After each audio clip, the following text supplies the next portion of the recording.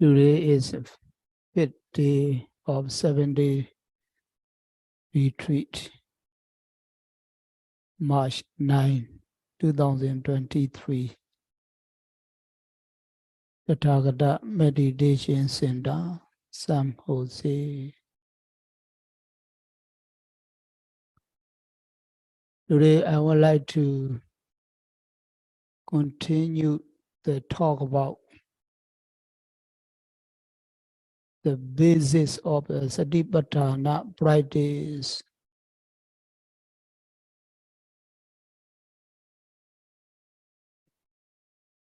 Explanation of the Vipassana practice.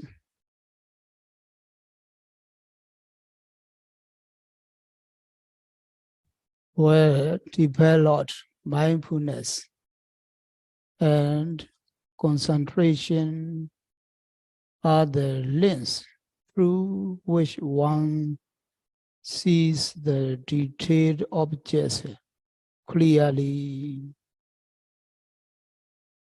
including the detail in very small objects.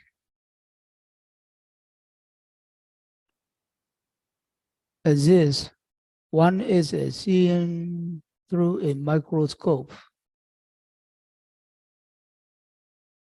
To do this, the arising activities of the body, all aspects of the physical deportment and posture must be observed closely and accurately as they are. Be it sitting, standing, walking, lying down, bending, stretching, leaning, or the opening and closing of the eyes. It must be observed closely so their true nature, the stiffness, coarseness, heat, coolness, heaviness, or lightness is discerned clearly. The taste of food can be experienced on the tongue when we eat. As we chew the food, grind it with our teeth and come to know whether the taste is sweet, sour, bitter, hot, or salty. For close, accurate observation of bodily acts, ardent and break effort must be applied continuously and without delay. Continued application of energy is necessary for repeated observation of the object, so that the mind reaches the object in the time. One shouldn't be whole or casual in noting and must apply energy continuously so that the sati is firmly established on the object.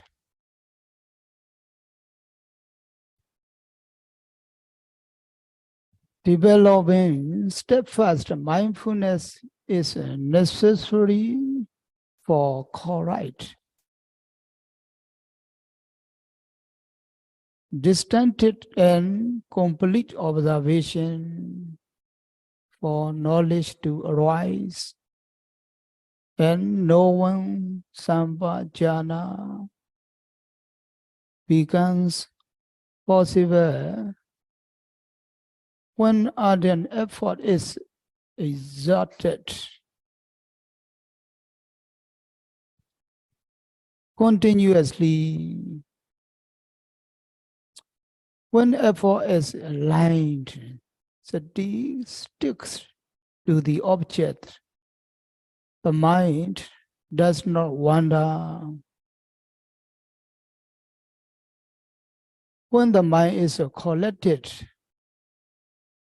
one comes to know the true nature present at that time.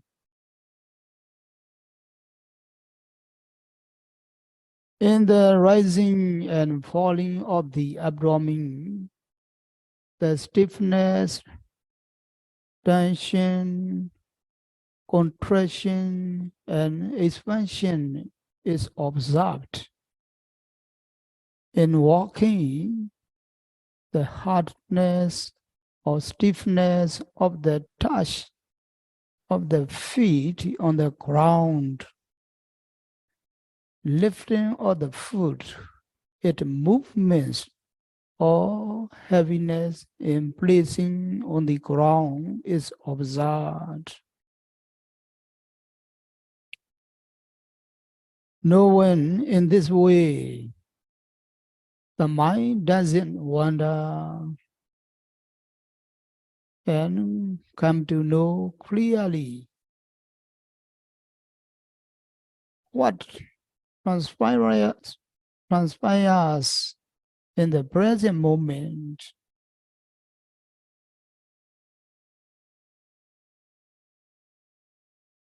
Continuous exhaustion of energy from one moment to the next develops a collected and unified mind.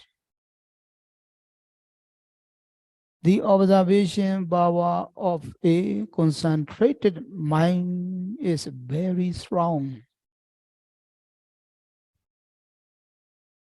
Unifying energy is well boosted,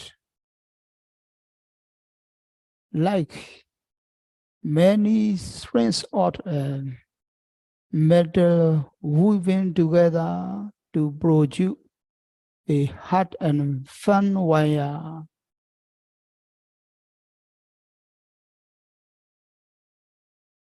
With the continuous ardent effort, the mental energies become firmly collected on the object and allowed for true knowledge to arise.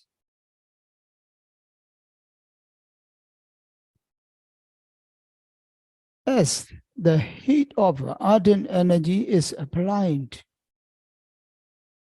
the mind becomes supple, malleable, and walkable. Supple, lahuda, malleable, muruda, and walkable, kaminyata, or kala cheta, mudu cheta, udaka cheta in Pali.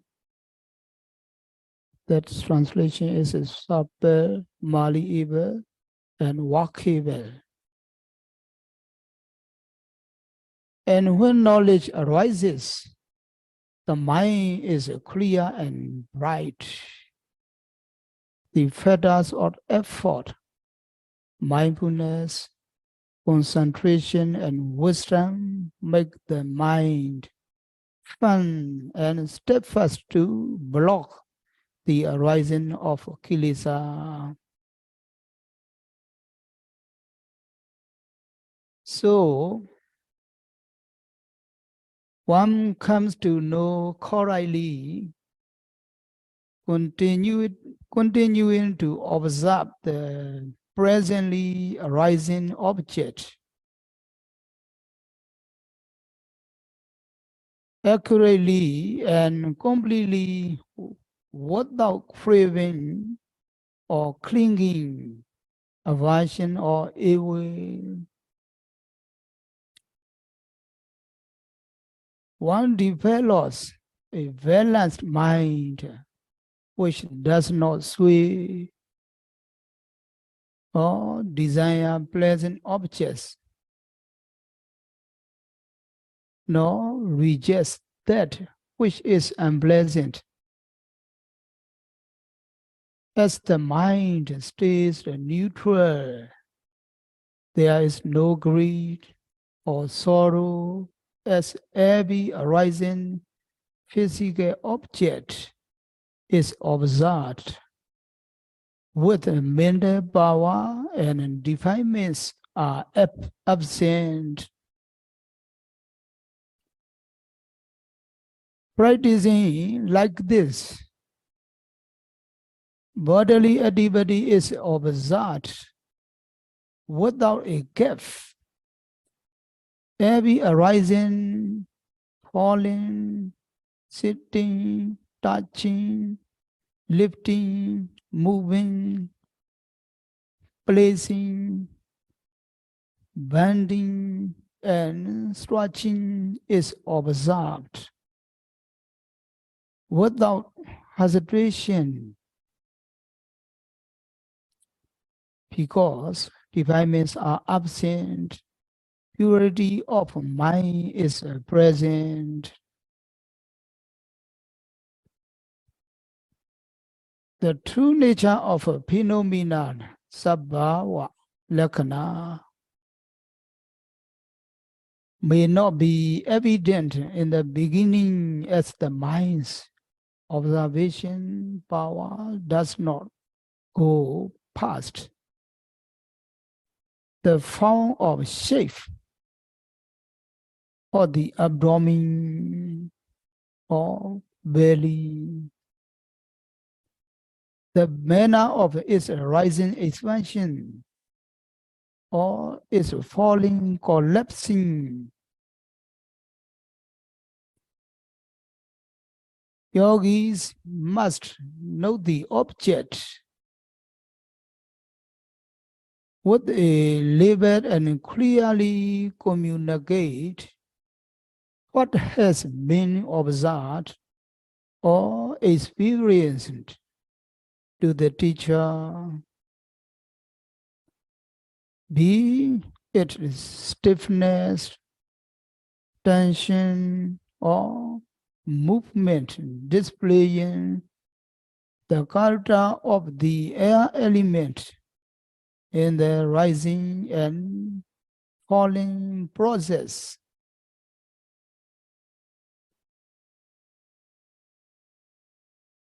Although we commence with an observation of bodily activity, physical phenomena, presently arising feelings must also be observed closely, whether they are pleasant or unpleasant or neutral. Become closely aware of the mind and mind objects,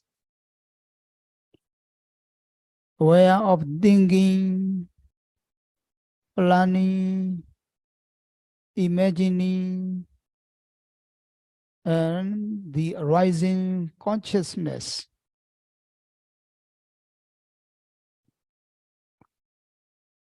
As yogis, our task is to observe presently arising mental and physical phenomena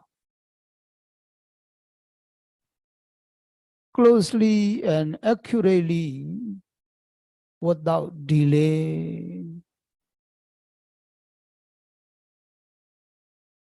This is the Vipassana practice.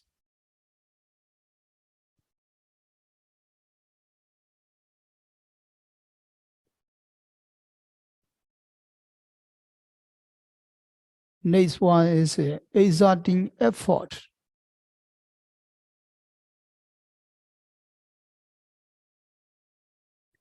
Noting the object continuously, mindfulness will remain with the object.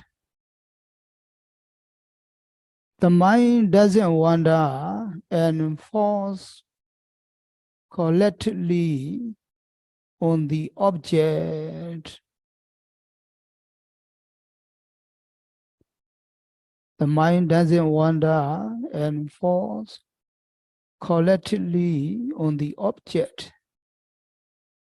This is a samadhi, concentration. When samadhi is present, knowledge develops and we are able to see the true nature of a phenomena, true nature of a phenomena clearly. Effort is necessary to develop mindfulness, and with the continuous mindfulness, concentration develops.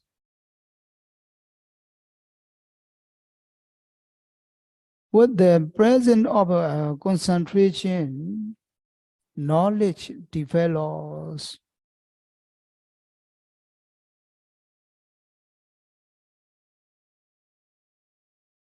Effort to reach a goal in the practice. There needs to be a goal for our practice.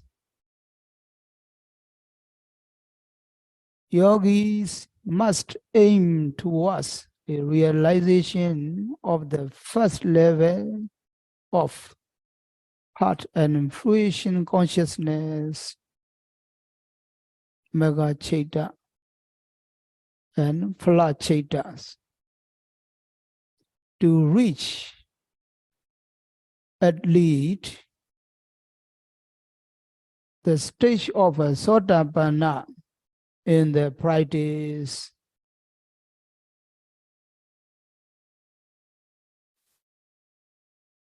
If we don't develop to the stage of a Satipatthana, and wholesome acts that we have committed in the past could result in us being reborn in a lower realm. To be born as humans and to have the present conditions for meditation practice means we have done many wholesome deeds, but due to an unfortunate incident from a past deed, it is possible for us to fall into the lower realms upon death.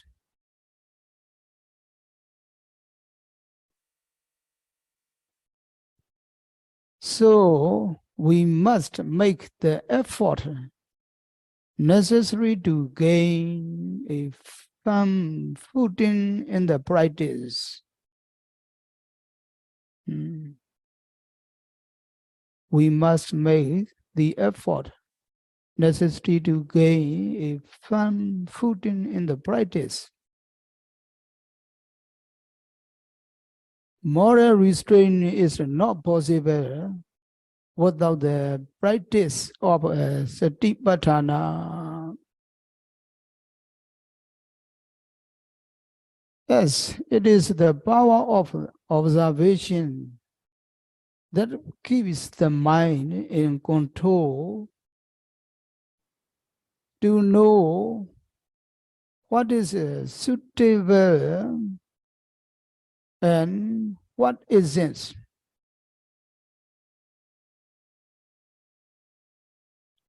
When knowledge develops, one makes the correct choices in life, knowing what is beneficial and what isn't.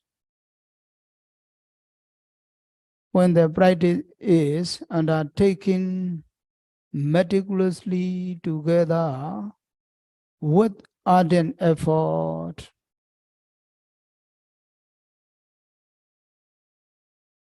one's mind can be purified, sheltered from hindrances and defilements.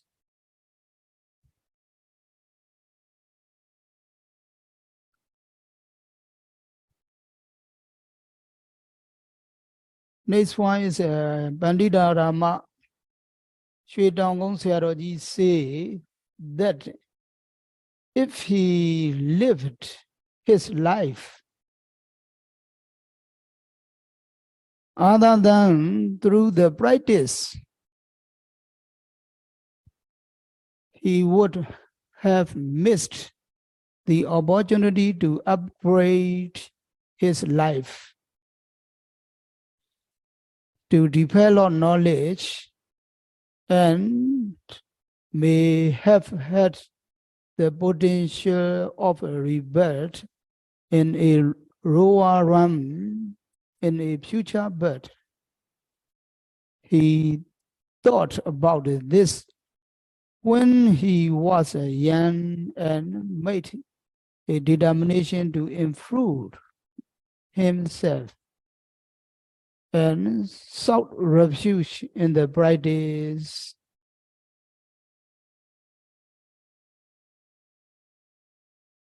Our effort to cultivate the practice must be continuous, diligent, and meticulous. It is not about gazing here and there, thinking and reflecting, stopping and then starting again, but to continue noting without a gap.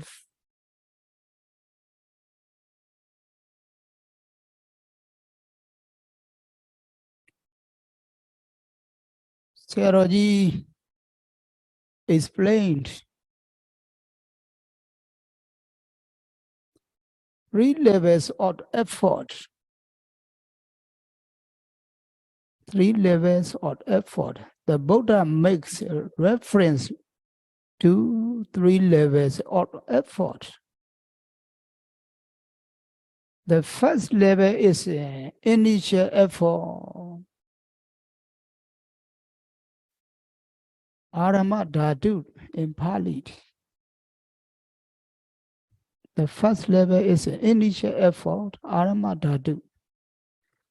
Making the effort to develop a mind that is beneficial, to develop knowledge. With this strong desire to develop a wholesome mind, one attempts retreats.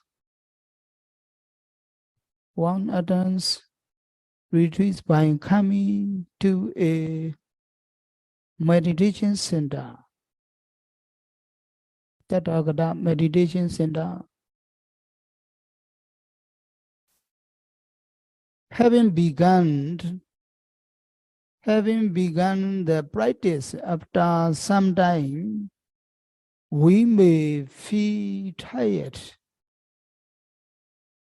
experience discomfort, bodily ache, and pains, itching or feeling sluggish.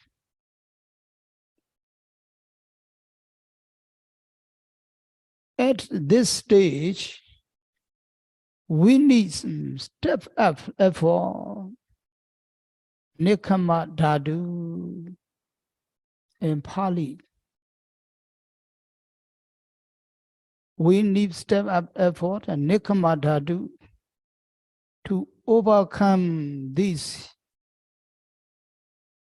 internal obstacles.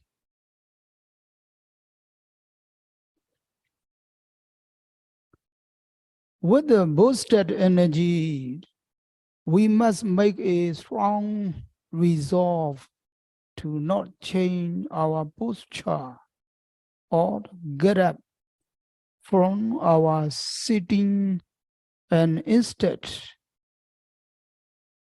continue amidst the discomfort and pain in order to develop momentum in effort.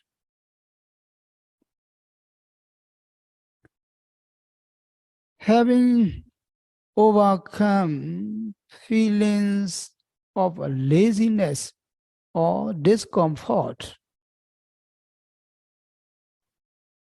one needs to stride towards developing knowledge, and this requires progressive effort. Prakamadhatu. One needs to strive towards developing knowledge, and this requires progressive effort. Prakamadhatu. Invalid. To continue the practice, one boosts one's effort stage by stage until one reaches the goal.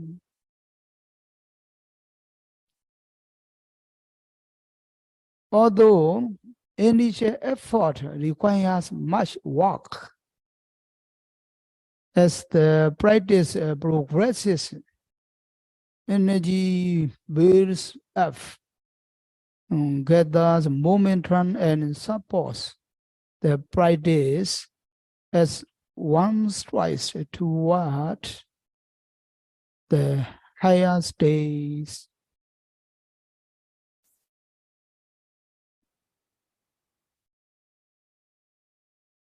Applying effort stage by stage in the practice, sloth and trouble are absent, and one observes every rising and every falling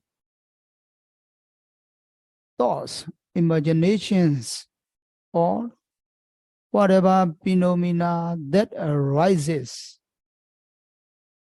because effort develops and bolsters mindfulness. The mind becomes collected and focused on the object, and with developed concentration, knowledge arises.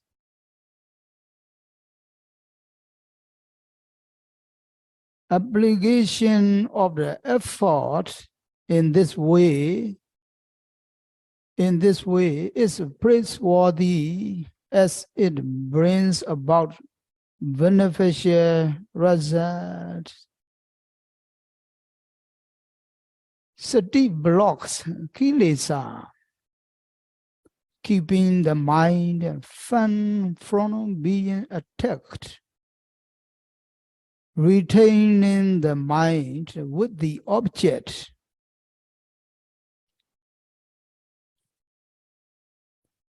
Each noting is supported by one obligation of effort,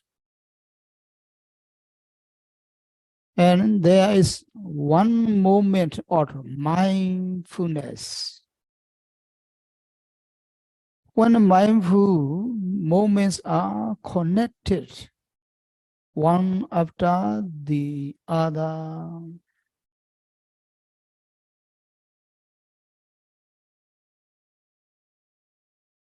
sati is firmly established on the object and protects the mind from defilements.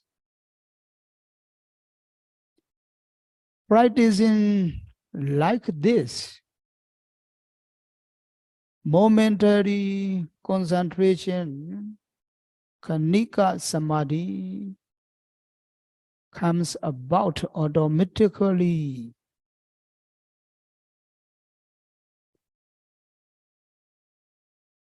A yogi is one who applies the three levels of effort.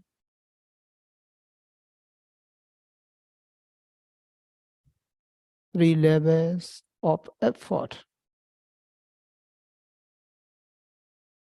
Looking around, gazing here and there, stopping and starting, leaving gaps in the development of mindfulness, one is not granted results in the practice.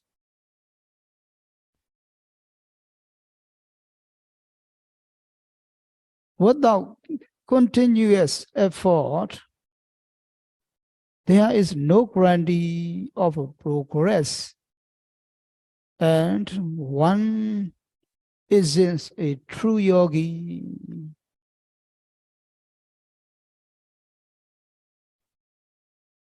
In order to develop effort in the practice,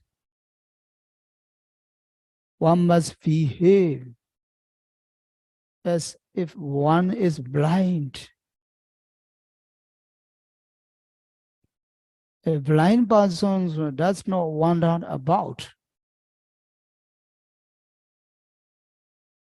There is nothing projected through the eyes.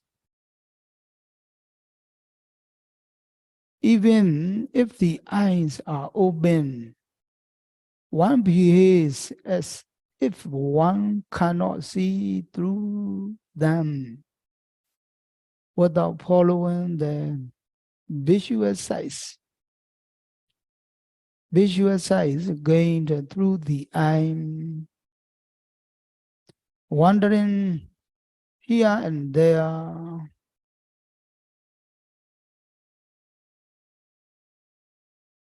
Secondly, as a deaf person ignores sounds, deaf person ignores sounds. Whatever sounds recede through the eardrum, note them as hearing, hearing.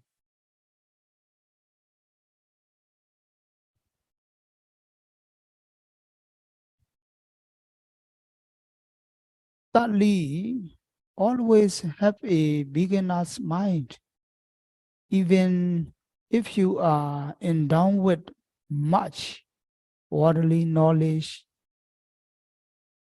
Just be as if you know nothing, following the teacher's instructions clear, clearly and humbly, clearly and humbly. Fourth, even if you are healthy and strong, do things as slowly as if you are a sick person, for example, if you had a bad back, you would sit down slowly, carefully, making sure that you wouldn't hurt you back.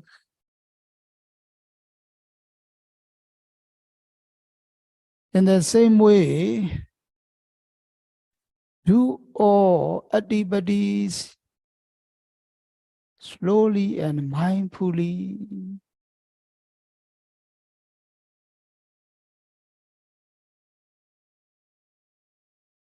Whatever you do should be done with mindfulness.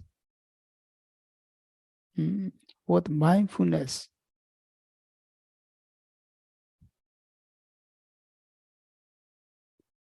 Finally, practice as if you are a corpse in the same way that a corpse lion on the ground doesn't react to the bully by a dog or attacks from birds.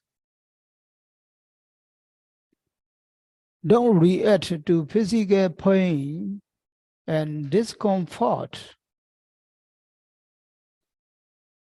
by direct observation through one's continuous noting. Avoid the internet chatter or reasoning and cautioning that arise due to our worldly knowledge.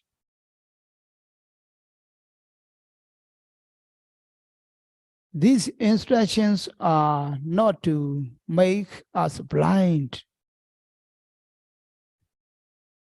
deaf, and to feel as if we are incapable or lacking in strength. But they are the way to develop concentration so that knowledge can arise. So we must adopt these attitudes in the practice to develop knowledge. Yogis behaving in this manner are able to develop concentration and knowledge in just a few days. In just a few days. If you fail to act in this way and instead look around, sitting and standing up abruptly, even if you practice for many days, there is no hope of gaining the benefits of the Satipatthana practice. Okay, that's all for today. We will continue tomorrow. May you be well and happy. May you be able to practice meditation ardently and energetically. Then may you understand the Dhamma clearly and see things as they really are. Sadhu, sadhu, sadhu.